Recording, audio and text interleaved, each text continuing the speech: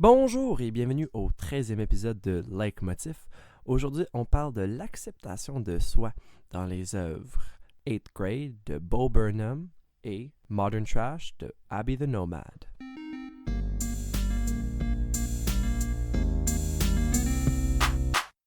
Donc, rebonjour tout le monde. Ça va bien, Phil? Oui, ça va bien. Et toi, Zach? Ça va super, merci. Merci. Mais moi, je suis très excité parce qu'aujourd'hui, on parle de l'acceptation, mais surtout, on parle de l'acceptation dans l'ère numérique. Donc, je pense que ça va être intéressant. Pas que nos œuvres n'ont pas été modernes avant, mais c'est vraiment deux œuvres, je pense, qui reflètent un peu notre réalité dans l'ère numérique, digitale, tout ça. Puis encore plus, je pense, maintenant qu'avec la pandémie, mais on fait beaucoup à partir de la maison, à partir de nos ordi.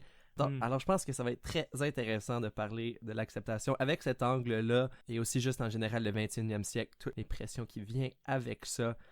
Donc, ouais, je pense que ça va être intéressant. Ouais, donc on va tout de suite présenter les œuvres. Spoiler warning tout de suite, surtout pour le film, parce que l'album, il n'y a pas vraiment de spoilers, à part que It's a Bop! Woo! Pour le film, 8th Grade, un film de 2018 américain, réalisé et écrit par l'humoriste Bo Burnham, mais là, il est rendu cinéaste. What? Le monde font plusieurs affaires en même temps. C'est fou. Distribution, on a Elsie Fisher dans le rôle de Kayla. On a Josh Hamilton dans le rôle du père. On a Emily Robinson dans le rôle de Olivia. Puis on a mon boy Jake Ryan dans le rôle de Gabe. On a déjà vu Jake Ryan dans un autre œuvre qu'on a analysé, Inside Llewyn Davis. Ouais. Il jouait... Attends, ouais, il jouait qui? Le neveu à Llewyn Davis. Il n'y a pas de ligne, il dit rien. Ah! Il dit rien dans le Ah, film aussi. c'est quand Lewin sacre, hein? Puis là, Ouais. sa sœur est comme « Language, Lewin! » Puis il dit I'm sorry, your uncle's an asshole. Puis, ouais. Throwback, Damn. épisode 9, allez voir ça. Wow. Puis là, ben, pour l'album Modern Trash, avec Abby dans le rôle de The Nomad, c'est Modern Trash par Abby the Nomad, un album de 2019, un album de hip-hop. C'est son troisième album avec 9 chansons pour une durée de 28 grosses minutes. Donc, un album, ben c'est ça là, des bop après banger. Puis on termine ça avec quand même du hip-hop sur du piano là, une douce mélodie. J'ai dit spoiler warning, mais j'ai même pas expliqué le film, donc je vais l'expliquer tout de suite. Essentiellement, c'est l'histoire de Kayla, qui est en 8e année. Elle a pas beaucoup d'amis, mais elle a pas d'amis. Elle est un peu outcast. Elle essaie d'être comme les autres personnes populaires. Elle essaie de trouver son identité, sa gang. C'est vraiment réalistique. En étant génération Z, je me suis vraiment reconnu dans beaucoup de moments du film. Le film est très cringe-worthy par moment, mais c'est voulu parce que je sais pas si toi tu te souviens de ta 8e année, Phil, mais pour moi était rempli de cringe. C'était pas une belle année. Moi, jusqu'à ma première année d'université, ça a été pas mal rempli de cringe. Mais on sent ça à l'instant. Yes. Mais oui, c'est certain que 7e, 8e, c'est ça qu'on est quand même en train de se trouver, où on pense qu'on s'est trouvé, puis Yeah. on fonce dedans, tu sais, des coupes longueuil, on essaie de faire plein de nouvelles choses pour notre look, on essaie des nouveaux passe-temps, comme jouer de la ukulele ou quelque chose comme ça dans un metal band avec ton ami d'impro, fait que, tu sais... Wow. C'est très spécifique. Mais c'est comme ce film ici, 8th Grade, c'est très spécifique à le temps en ce moment. C'est un coming of age movie, un peu comme vos parents ou vous ou n'importe qui que vous connaissez qui est un peu de la génération X qui a écouté Breakfast Club. Je vais vous dire Breakfast in America, mais Breakfast Club. Puis ils se sont dit, wow, c'est nous autres, maintenant on écoute le film, puis on est comme, wow, c'est un cult favorite, on adore le film, mais on relate pas vraiment avec les problèmes des jeunes secondaires. Nos enfants vont écouter 8th Grade, puis vont être comme, c'est long, ben lame, ils utilisaient Twitter.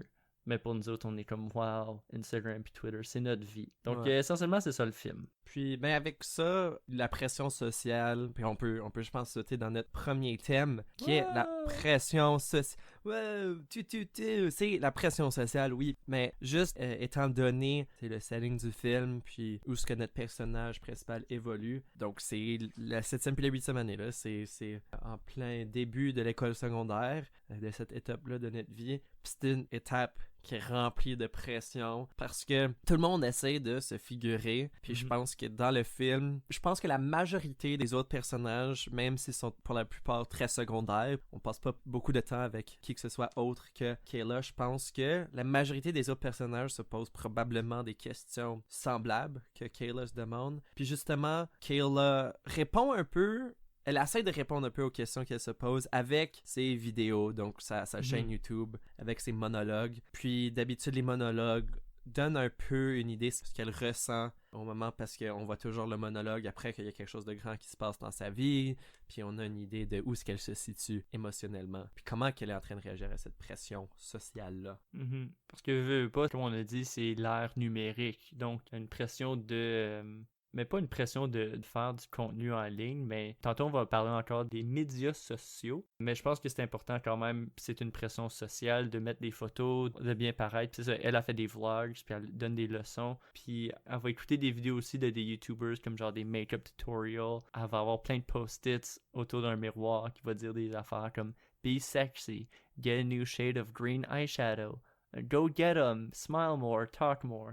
Ça, c'est comme des affaires que comme la société s'attend de toi pour que tu te fasses mieux accepter des autres, puis là, éventuellement, tu peux mieux t'accepter toi-même. Ouais, puis je pense, ce qui est intéressant, mais ce qui est pertinent avec Abby, c'est que lui, c'est plus une réflexion. Donc, Abby n'est pas un élève en 7e ou 8e année. C'est un dude probablement dans sa vingtaine, j'imagine, de comment il décrit un peu son passé. Je pense qu'il vient probablement au milieu des années, comme peut-être début des années 90, là. Il est vraiment mi-vingtaine, early 30s. Ouais, puis je pense que lui, tu sais, c'est vraiment une réflexion. Donc, genre, par exemple, dans Tell Me Nothing, qui est une réflexion un peu de lui, genre école élémentaire, puis école secondaire, il chante Don't miss the times when my own friends pretended I didn't exist. Puis je pense que c'est une réalité que Kayla vit, mais Kayla a l'avantage, je sais pas si je dirais l'avantage, c'est qu'elle reconnaît sa situation, elle ouvre, on ouvre le film avec son monologue qui parle de comment everyone thinks I'm silent, I'm the silent type, but that's not really the case.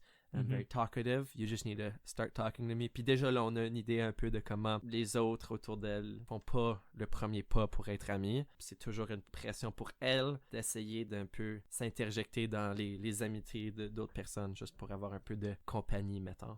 Puis dans la même tune de Tell Me Nothing, il parle aussi que quand il était jeune, lui-même faisait pas partie de vraiment de groupe. Il avait toujours l'impression d'être exclu. Il va parler que life is a struggle. Puis là, à cause de quand il était jeune, c'est le même quand il s'est l'échappé. Maintenant, il essaie de foncer par lui-même. Ouais. Il va dire qu'il est un rebel, qu'il est un punk. Tell Me Nothing, c'est genre, tu peux pas me rien dire pour que je change d'idée. C'est vraiment le même comment je travaille. C'est ça, il travaille tout seul.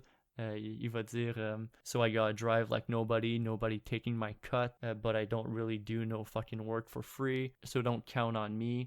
C'était mon rapping, là, c'était pas très bon. Mais essentiellement, c'est ça. C'est que lui, à cause que quand il était plus jeune, il se sentait souvent tout seul. Maintenant, il a besoin de comme vivre sa vie tout seul. Puis il sait que le monde autour de lui peuvent être des mauvaises personnes. Mais encore, c'est avec un recul. Donc maintenant, je pense qu'il s'est accepté. Une certaine acceptation de sa part. Ouais. Mais Kayla est vraiment dans le moment, puis elle a de la misère à le voir, à voir la lumière au bout du tunnel. Justement, puis je pense que c'est pas nécessairement quelque chose d'autant pertinent pour Kayla, parce que Kayla fit in, tu sais, côté démographique, fit in un peu, quand même très bien avec le monde autour d'elle. Mais pour Abby, qui, juste pour un peu de background, parce que c'est quand même pertinent dans cette conversation de, tu sais, s'accepter. Abby, qui est indien de descendance, donc il a la peau foncée, puis c'est clair que lui, he stuck out a little dans sa classe, puis il chante Too foreign for the white kids, too vanilla for the Daisies. Donc Daisies, c'est une des, je pense, je connais pas bien les subdivisions ethniques en Inde, mais c'en est une de ce que je comprends. Puis c'est ça, il est vraiment stuck sort of, je pense, in the middle. Puis autant que je pense pas que Kayla ressent ça du point de vue nécessairement, comme elle a pas, il y a pas de discrimination pour sa couleur de peau. C'est quand même 2 angles différents, je pense, dans le 21e siècle, parce qu'il y a le côté juste avec les médias sociaux, puis tout ça, comment est-ce qu'on peut fit in. Puis là, Abby démontre l'autre côté où ce que, parce que c'est tellement un monde multiculturel, puis le monde soit capable de bouger, tu sais, dans l'ère de la globalisation, qui fait quand même un peu partie du 21e siècle, de l'ère un peu plus moderne. Mais avec ça veut dire qu'il y a beaucoup plus d'un melting pot, surtout aux États-Unis. Puis lui, il y a vraiment de la misère, je pense, au début. I didn't speak a lick, donc of English. I trained my tongue with the cartoon shit. Donc il apprenait l'anglais avec genre Teletoon, Johnny Test, la Guerre des Tucs animée 3D, tu sais, tout ça. Une version anglaise. Mais j'ai trouvé ça intéressant parce que moi aussi, j'ai appris l'anglais à travers de SpongeBob, de Fairy Odd Parents et de toutes ces émissions-là sur YTV. Par contre, lui, il est capable de rapper en anglais. Moi, j'ai de la misère à dire une phrase sans hésiter. Damn. Donc ça va vraiment mal. Je pense que je vais lui écrire, je vais dire, yo man, c'est quelle émission que t'écoutais? Là, il écoutait comme genre Jeopardy. Jeopardy est devenu ben smart. Ouais. Puis moi, c'est je vrai. wastais mon temps à écouter la guerre des trucs 3D. Ouais. Ben mais au moins, toi, t'as regardé la garder des trucs 3D, puis toi, t'as peut-être la misère à rapper, mais est-ce que tu penses que lui est capable de faire Donden Lariden, Matapatalimatu, Matatalimalimatu, Matapatalimatu, Matatalularide, que je suis certain que tu peux faire, ouais, en tant que bon francophone? Oui, mais aussi, j'ai aussi l'avantage de faire un deuil avec un chien mort. Oui, le C'est chien vrai. meurt pas dans Guerre des trucs 3D, mais dans l'original, le chien meurt une mort très violente. J'ai même pas dit un spoiler warning pour ça parce que je pense que c'est le commun des mortels. Le film a commencé, puis je pense que tout le monde savait. Yep, ce chien-là meurt. Puis en parlant de films qui ont commencé, on peut retourner à 8th grade. Attends, c'est pas l'épisode de la guerre des shit. Non, ça c'est la semaine prochaine avec notre thème cruauté animale.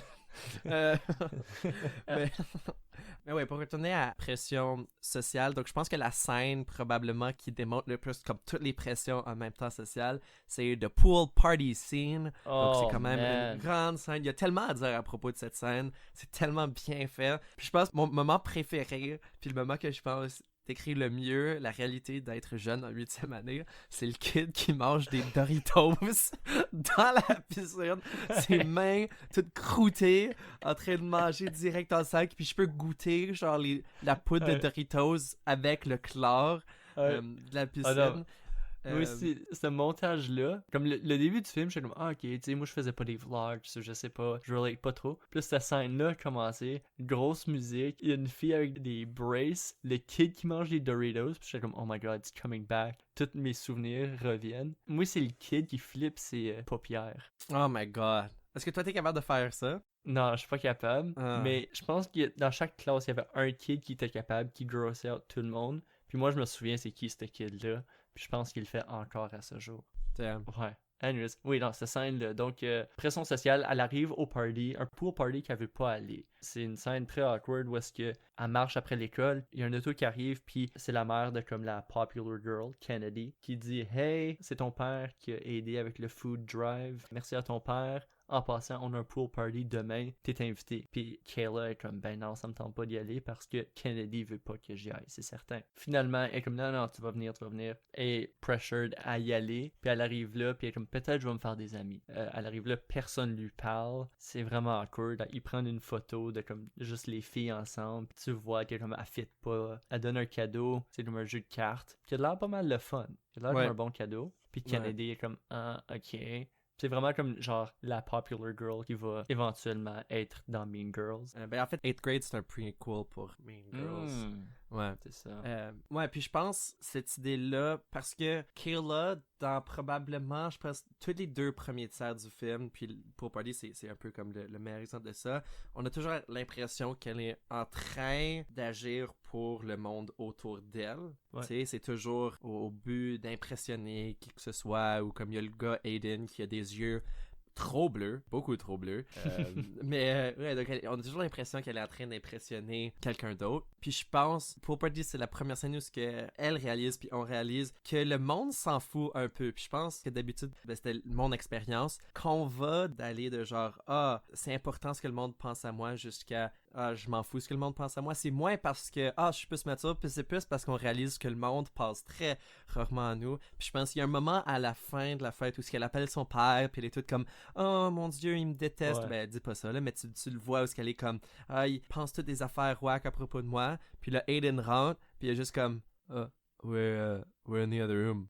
Puis, like, he looks like he couldn't give less of a shit. Puis je pense que Kayla réalise, oh, it doesn't really matter. Puis c'est quelque chose de quand même assez libérateur, je pense, passer à travers ça. Mais le côté, je pense, avoir besoin de comme quelqu'un d'autre qui nous aime pour arriver à s'aimer nous-mêmes, je pense que c'est quelque chose qu'en 7, 8, 9, parce qu'on veut savoir, are we doing things right? Yeah. Parce qu'il n'y a pas de règles or anything. Puis Abby parle un peu de comment que lui tombe dans des certaines mauvaises habitudes dû à ça.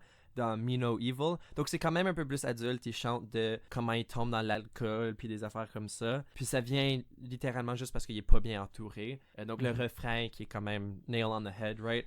I guess I'm not too good at loving me. I guess that's why I can't live comfortably. So that's what happens when you don't got good company. Ain't no love here. Donc, tu sais, ça semble évident comme message. Si tu t'entoures de bonnes personnes, tu vas être plus confortable dans ta vie. Mais je pense qu'on a besoin de voir, surtout quand on est à cette époque-là, formatrice, je pense, on a besoin de voir quelqu'un d'autre qui nous aime pour pouvoir se dire « Ah, je peux m'aimer, j'ai le droit de faire ça. » Le père de Kayla, je pense, fait... je vais parler de la scène aussi, comme du monologue là, du père plus tard, autour du feu, mais c'est un peu cette idée-là. Une fois qu'elle voit qu'elle a le droit de s'aimer, c'est là où c'est un peu le point changeant. Ok, mais c'est ça. Moi, j'étais pour parler de pression sociale du même moment. Donc, la pression sociale, c'est certaines pressions sociales, mais pression de soi-même. Puis ça, c'est avec les time capsules. En 6e année, comme projet d'école, ils ont tous fait un time capsule. Puis ils ont dit, dans 2 ans, quand vous graduez de la 8e année, vous allez pouvoir l'ouvrir, puis vous vous êtes laissé un message. Puis dans le message, elle dit des affaires comme, j'espère que t'as plein d'amis. J'espère que t'as eu un great time in middle school, blablabla, plein d'affaires. Éventuellement, ça la bring down parce qu'elle réalise qu'elle n'a pas accompli rien ce qu'elle voulait. Donc, elle brûle sa boîte. Son père demande what was in there, puis elle dit just my hopes and dreams. Mais en brûlant la boîte, elle se sépare des attentes qu'elle a faites 2 ans avant, puis qu'elle a essayé fort d'atteindre.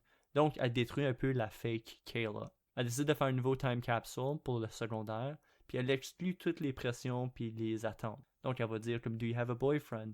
If you don't, that's fine. J'espère que ça a bien été, j'espère. Mais elle va toujours donner l'option de comme, mais c'est correct, ça n'a pas bien été aussi. Donc elle enlève un peu les pressions. Puis ça, je pense que c'est aussi, il y a la grosse scène, la perte d'innocence, pression de Riley. Ouais. Fucking Riley, man. Riley, c'est un gars du secondaire qu'elle rencontre, puis en tout cas, il commence à comme jouer à Truth or Dare dans le tout, mais là, il croche, puis la pressure a comme enlevé son gilet, puis il est comme non, je suis pas confortable. Puis là, lui, il la fait sentir vraiment mal, puis c'est ça, c'est une perte d'innocence, puis elle réalise que she's nervous all the time. Donc, le film parle beaucoup de l'anxiété qui vient avec être jeune. Ouais. Donc, c'est ça. Tout ça, ça l'amène à une réalisation d'elle-même qu'elle devrait enlever plein de pression sur elle-même. Ouais. Ben, je pense que cette scène, c'est quand même une des scènes les plus inconfortables du film, mais quand même une scène très importante, je pense, pour démontrer que la pression, c'est plus que juste « Oh, ha ha ha, do they like my hair? » Il y a vraiment un côté de, comme le monde vont mettre la pression à faire des choses que on se sentirait pas confortable de faire, surtout en tant que jeune fille. Je pense que c'est une réalité encore plus intense. Fait que quand même une scène très importante pour monter la pression. Puis je voulais retourner à ton point un peu de elle qui se dit finalement pour le futur laisse aller les pressions. Il y a un message que Abby a par rapport à ça que j'aime bien, puis il chante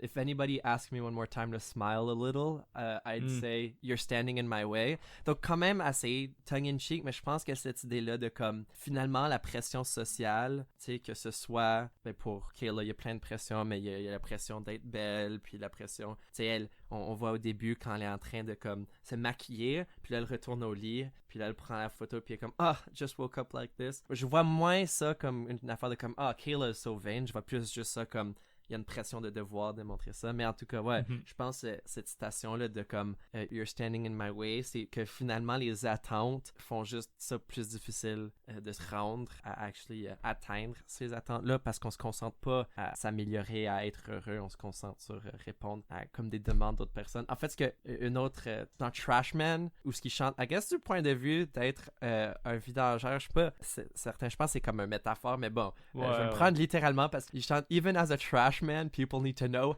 how did you make it just being a trash man. Puis je pense que c'est drôle cette idée-là de comme peu importe ce que tu fais dans la vie, le monde comme ils ont ces questions-là de comme if you made it, how did you make it, right? Puis c'est important, je pense, habiller de personnes très confiantes à ce moment-là démontre que comme you just gotta sort of pull through and do your own thing. Je pense que ça mène, si t'as rien d'autre à dire pour pression sociale. Moi j'ai fini. Ça mène bien à confiance parce que justement Abby, il soulève les pressions sociales, mais c'est souvent, il est très évidemment d'un point de vue de comme, littéralement il chante dans Tell Me Nothing, Still can't tell me nothing, fuck your damn assumptions. Fait que c'est très clairement comme, je m'en fous ce que tu veux, je m'en fous ce que tu t'attends de moi, je vais faire ce que je veux faire. Puis je pense que Kayla arrive à ce point-là éventuellement. Puis en fait, un des grands points tournants dans le film, c'est quand elle arrive un peu à s'assumer puis elle trouve cette confiance. Puis c'est avec la scène autour du feu de camp. Donc c'est la scène avec elle puis son père. Puis on a déjà mentionné rapidement, puis elle brûle ses affaires. Puis là, elle dit, je pense que c'est peut-être une des citations les plus tristes du film, quand elle dit « Does me being your daughter make you sad? » Puis là, le père est confus, comme « What do you mean? » Puis là, elle dit « I just feel like if I had a daughter and my daughter turned out to be like me, she'd make me sad. » C'est juste très... Puis le père adore clairement Kayla, right? Puis on espère que Kayla va écouter à ce que son père dit. Puis là, c'est un monologue que je pense, en termes de comme father-daughter, c'est rare qu'on voit des moments qui semblent très réels comme ça dans le cinéma. Je sais pas à quel point il y a des films qui explorent les relations father-daughter. Je suis certain qu'il y en a d'autres, mais c'est quand même une très bonne scène. Parce que la mère de Kayla a quitté la famille. Je pense pas que c'est clair. Non, ça dit pas vraiment. C'est quoi le contexte. Puis le père dit que pour un peu, il était nerveux parce qu'il savait pas si elle allait pouvoir être un bon père, puis plein d'affaires comme ça. Mais il dit qu'il a arrêté d'être nerveux aussitôt, comme très tôt, parce que le moment qu'il a réalisé quelle sorte de personne que Kayla était, tous ses talents, puis toute sa force de personnalité lui a donné confiance qu'elle pourrait réussir. Puis je pense que c'est une scène qui aide Kayla, comme j'ai mentionné déjà, à voir qu'elle a le droit de s'aimer elle-même. Parce que, ben voilà une autre personne, comme elle aime son père, puis parce que son père l'aime, je pense que ça montre qu'elle a le droit d'avoir cette confiance. Puis tout de suite après, elle va voir Kennedy, puis elle commence à comme lui donner plein de marde, de comme « Oh my god, t'es pas une bonne personne ». Oui, elle regarde la Terre tout le long, donc la confiance est pas comme extrême, mais il y a quand même plus de confiance qu'au début du film. Qui a de la confiance extrême, par contre, c'est Abby dans la tune Beautiful. Oh yeah! Essentiellement, toute la tune, c'est lui qui rappe comment il est badass, puis ça pue la confiance. Il va dire « My whole thing be the shit, I'm a beautiful bitch, I'm beautiful, my whole gang be legit, we beautiful bitch, we beautiful bitch. » Puis, ce que j'aime de Beautiful, c'est qu'il est pas en train de dire comme « Oh, pull up in a Mercedes with that Louis Vuitton ». Il admet comme « Bro, my shirt got stains on it ». Puis comme il mentionne à un certain point « Put it in my literal 5 inches », comme super self-aware. Puis c'est fucking drôle. Mais c'est bon parce que c'est ça, la confiance. Puis en fait, Kayla en parle parce qu'elle a un monologue à propos de la confiance. Puis elle dit At the beginning, you start faking it. You fake that you're confident and no one notices and eventually you convince yourself. Puis je pense que c'est très vrai. La confiance, c'est très abstrait comme émotion. C'est pas comme la tristesse parce que comme quelque chose se passe puis on est triste. La confiance, c'est un peu quelque chose qu'on doit bâtir, right? Plus comme une boule de neige, right? Tout ce que tu commences avec un peu de confiance, right? Puis tu roules, puis ça devient plus grand. Puis là, ben Abby, c'est clair que sa boule de neige est rendue très grande dans la tune Beautiful. Mais même lui, il admet Jungle dans la première tune. Puis en fait, Jungle, quand même, très intéressant comme tune parce que, tu sais, comme il chante de Welcome to the Jungle. Donc, sur le côté pression sociale, c'est intéressant. Mais le côté un peu confiance and getting going, il chante Took a while to start like an engine in the wintertime. Puis ça démontre que, tu sais, ça prend du temps pour y arriver. Semblable comme, tu sais, ça prend Kayla jusqu'à la fin du film avant d'être comme Kennedy, I wrote you a letter and you did not respond. I wanted a pen pal. Mais cette confiance doit être accrue. Mais une fois que ça commence, c'est beaucoup plus facile à continuer. Puis autant qu'on voit pas Kayla dans l'âge adulte, à la fin du film, je pense qu'on a un peu l'impression que, OK, things are gonna be good because things are set in motion. Ouais. Puis pour Jungle, ben c'est ça, la première partie de la tune, c'est lui qui explique qu'avant il était awkward, il se sentait pas accompli, il avait peu de confiance. Ouais. Puis à la deuxième partie de la tune, he's on top. Maintenant, il a plein de confiance, drugs, money, sex. Puis il est comme life is a jungle. Maintenant qu'il réussit, les gens vont essayer de le bring it down. Mais you gotta fight in this life. They're gonna throw salt on my name, eat me whole till I'm finished. Ben lui, nah dude. I've been through this, je sais comment c'est. Puis pour revenir au vlog, quand elle parlait de confidence, la première fois que j'ai vu le film et qu'elle parle de confidence, je trouvais ça drôle parce qu'elle dit confidence, il y a beaucoup de monde qui pense que c'est inné ou acquis. Mais non, c'est juste quelque chose que tu peux faire. Genre, confidence is a choice. You can start acting like it. Go out there and be confident. And if you don't feel confident, do it anyways. Ouais. J'ai trouvé ça juste le faker, comme fake it till you make it. Au début, j'étais comme, mais c'est pas vraiment comme ça. Mais I guess que, à y repenser, c'est vrai que si quelqu'un a juste comme Abby, ça se peut qu'il est pas aussi confiant, puis dans Me No Evil, il va le dire que sa confiance est pas aussi grande qu'il le démontre. Ouais. Mais dans Beautiful, t'as l'impression que c'est la personne la plus confiante dans l'histoire du monde. Donc, Ouais. c'est vraiment un jeu d'image. Puis je pense que même pour quelqu'un, je sais pas pour toi, mais moi, j'ai jamais eu des problèmes immenses de confiance. J'ai quand même eu une brag. certaine... ouais, brag. J'ai eu des... Mais je pense que j'ai quand même, à plusieurs reprises, j'ai dû, dans ma tête, décider de juste avoir de l'air confiant. Il y a plusieurs fois où on est dans des situations, puis je pense qu'on est souvent là, où par exemple, travailler un club de voile, right? So, il y a beaucoup de monde qui font plein d'affaires, puis c'est très grand.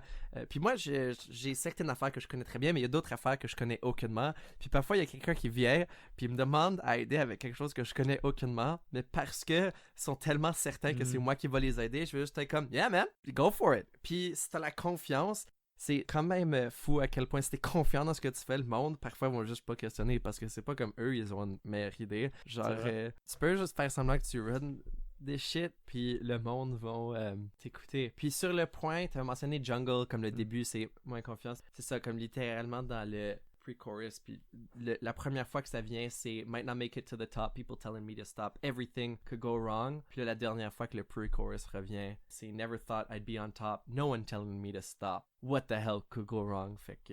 ouais, c'est un bon switch. Ouais. Little switcher, un bon petit callback. Song structure. Puis là, ben, dans l'outro, il chante All this time spent a wallflower just waiting to bloom. Yeah, donc, c'est quand même cette idée-là de... Ça prend du temps, mais je pense...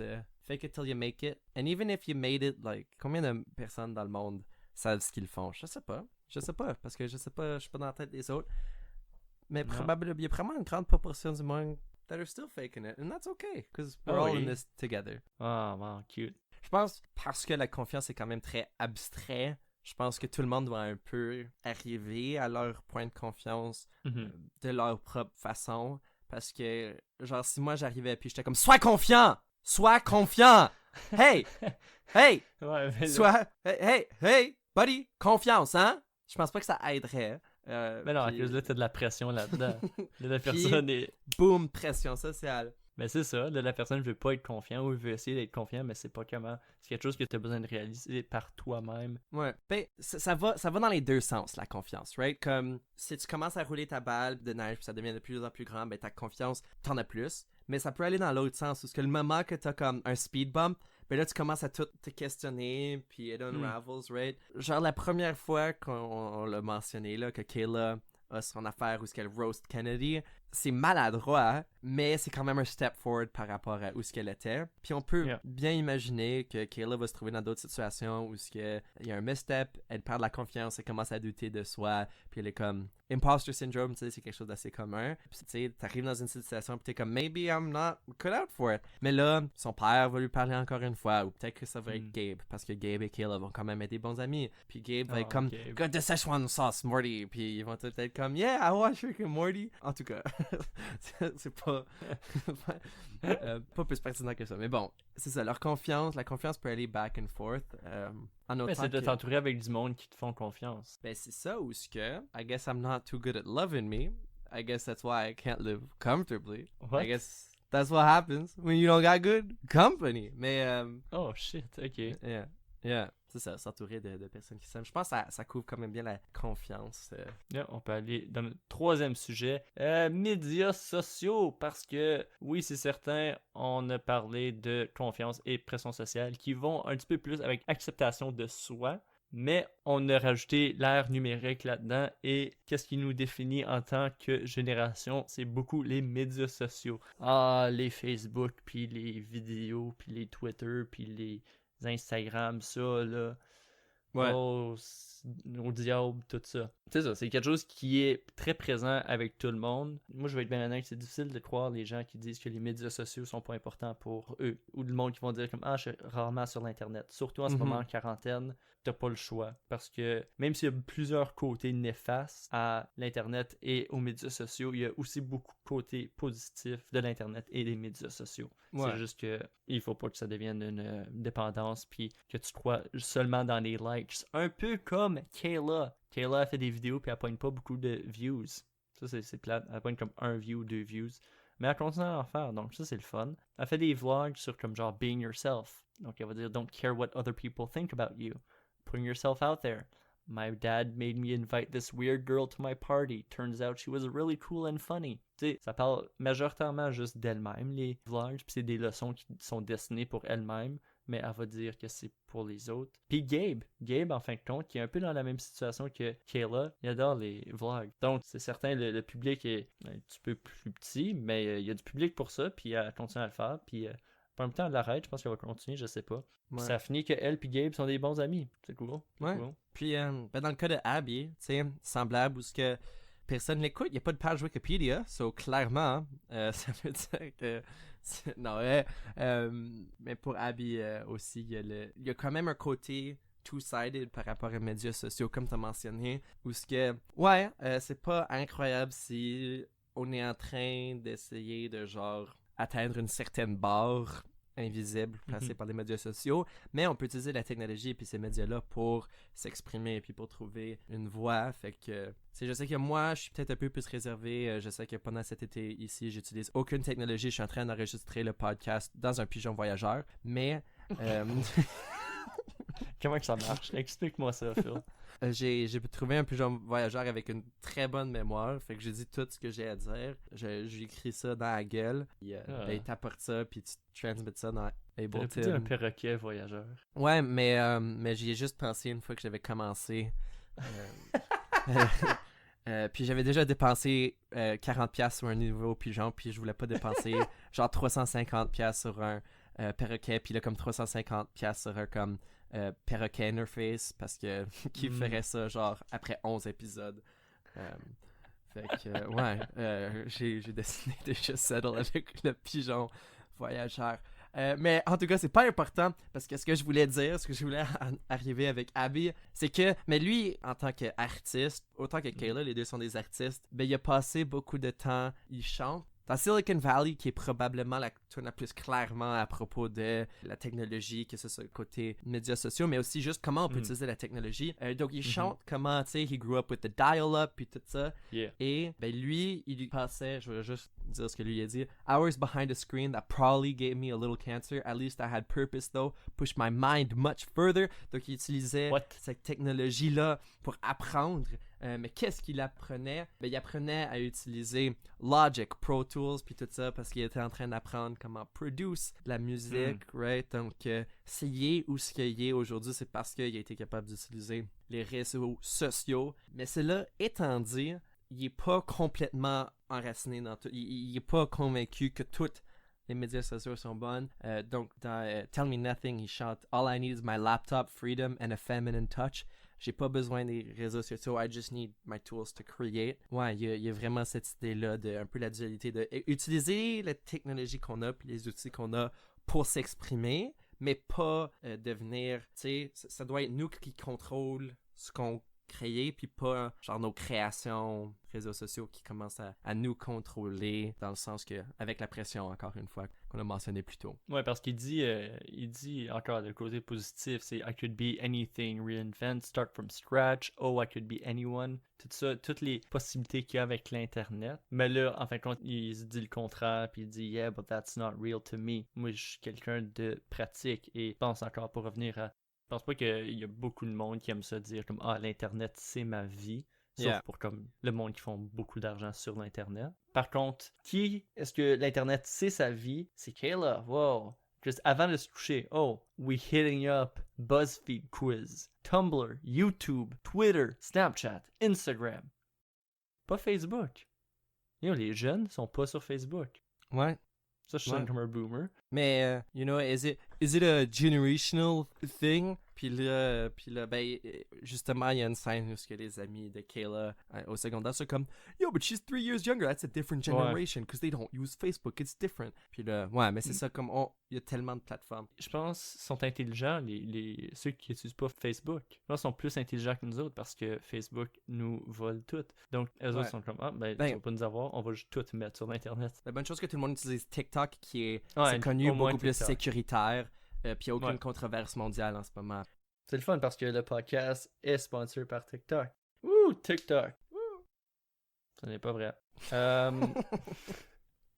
Petite parenthèse, j'ai pensé à ça. Je te dis, Abby, il n'y a pas de page Wikipédia. Donc, s'il n'y a pas de page Wikipédia, moi, je le connaissais pas avant. Phil le connaissait. 3e album, quand même fait de quoi? Je sais pas si Abby pense en ce moment qu'il y a 2 gars en Ontario qui font un podcast qui parle de lui, qui interprète ce qu'il dit par rapport à 8th grade. Je sais pas. Probablement pas. Tu veux dire, lui essayait de le faire. Abby était en train d'essayer de percer dans le marché franco-ontarien podcastien. Puis là, il va être comme, damn, j'aurais dû regarder Garder Trucs 3D plus tôt. Damn. Ou Abby, c'est Facebook, puis il connaît toute notre information à cause de ça. Oh, c'est vrai. Damn. C'est vrai.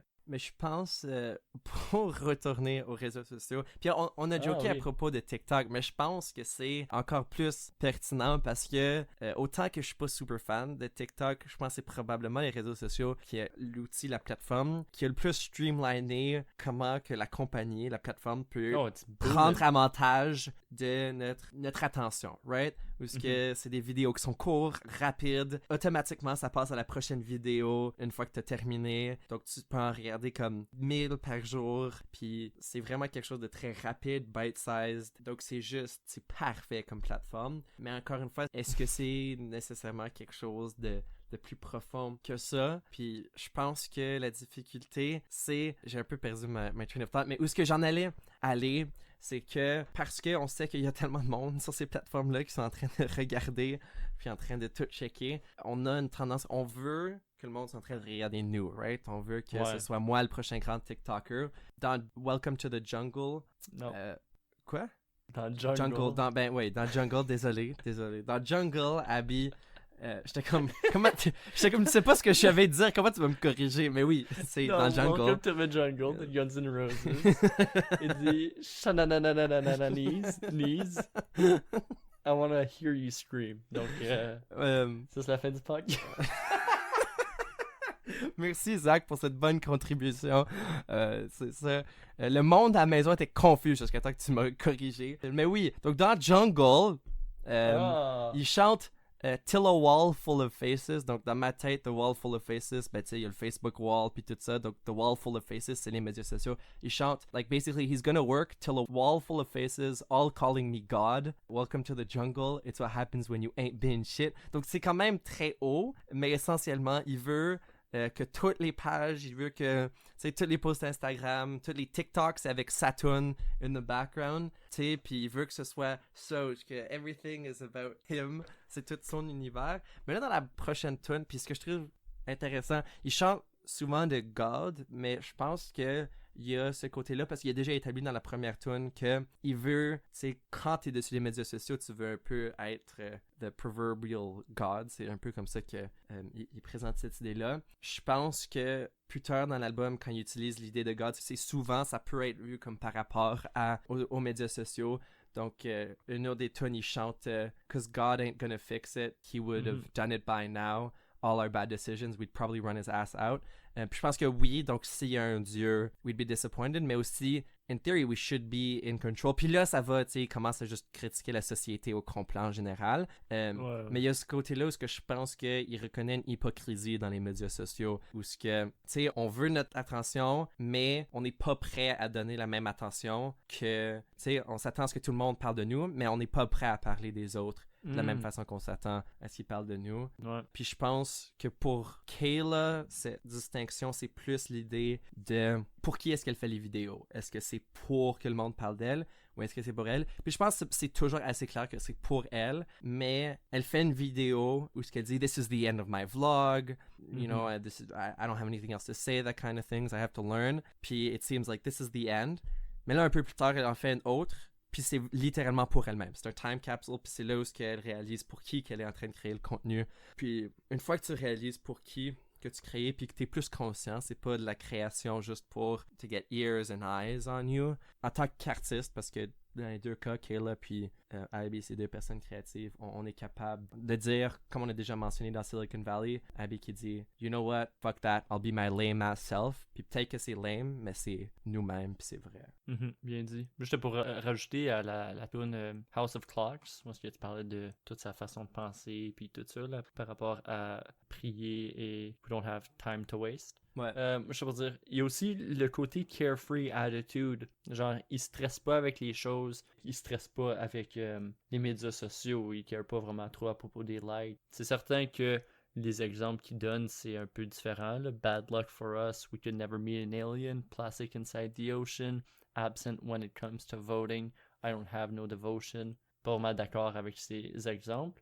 Mais c'est des exemples très, très poussés. C'est l'idée derrière qui est importante. L'idée de t'empêche pas de vivre pour ça, t'empêche pas de vivre pour des likes, pour des views, pour des reposts, des regrams, des TikToks, des tweets sur des Instagrams, puis des... Ben, j'y avais même pas pensé pendant le film, mais je viens de mentionner qu'avec Kayla, puis tu viens aussi un peu de mentionner, on fait pas ça pour des likes puis des retweets puis des affaires comme ça, mais tu sais, pour Kayla, elle réalise qu'elle fait les vidéos pour elle, mais je pense que quelque chose qui est actually important, c'est qu'elle réalise quand elle rencontre Gabe qu'il y a actually quelqu'un d'autre qui les regarde, et c'est plus, quand elle apprend que Gabe regarde les vidéos, ben c'est pas juste un des 3 views, c'est une personne qui apprend quelque chose des vidéos. Puis c'est un peu, je pense, comme nous, notre podcast, c'est pas 3000 personnes qui écoutent par semaine, mais quand on a des commentaires de vous, quand vous commencez des conversations, ben c'est toujours nice de savoir, ah, mais il y a quelqu'un d'autre qui a pu sortir quelque chose du podcast. C'est pas pour les chiffres, juste comme pour Kayla, tu sais, c'est pas pour tout le monde, mais le moment qu'il y a une personne qui apprend quelque chose et qui en sort quelque chose, mais je pense que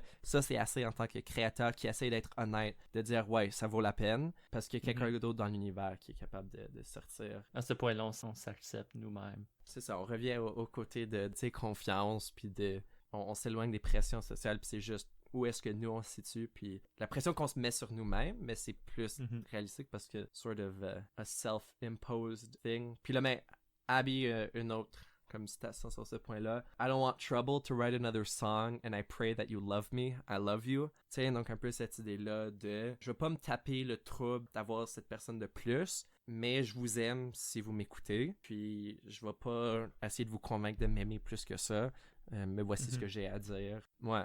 Je pense sur le point d'écrire des commentaires et tout ça. On vous encourage d'écrire des commentaires dans les commentaires, de nous dire ce que vous avez pensé. Pas nécessairement pour les views, on s'en fout. Juste pour créer une discussion, pour partager notre amour de la musique et le cinéma, pour qu'on puisse s'accepter, pour qu'on fake notre confiance, pour qu'on soit présent sur les médias sociaux et qu'on sociale notre pression. Wow. Ça, c'est certain. Bien dit. Merci. Donc, c'est ça. On vous encourage aussi d'aller checker les 2 œuvres. Je pense que c'est la fin du podcast. Ouais. Mais j'avais juste un dernier point parce que je pense que ça englobe un peu tout ce qu'on a dit d'une façon quand même très générale. Donc, on avait un peu de misère, genre, à pin down spécifiquement le lien entre les 2 œuvres parce qu'on sait que c'est des œuvres qui baignent dans l'actualité comme c'est très 21e siècle. Puis, il y a plusieurs thèmes qui ressortent là. Mais ce que j'avais trouvé, tu sais, comme message, un peu comme le message de l'album, si on veut. En fait, c'est à la fin de Beautiful où ce que c'est très Beautiful, c'est très grand, c'est très pompous, mais à la fin, il y a comme une petite fin qui est plus pulled back. And in this twisted time, I know the skies will fall, but I won't save it all. No, it's not my calling.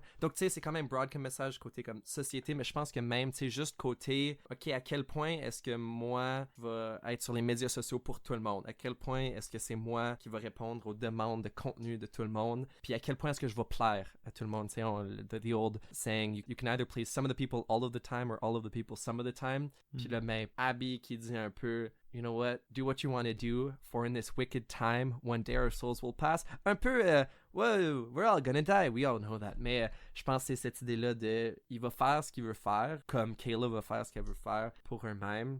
Ouais, it's not our job to play God ou d'être partout sur, d'avoir 1 million de likes, puis être le prochain Drake qui commence un nouveau TikTok challenge. Because we don't get anything out of that. Ouais.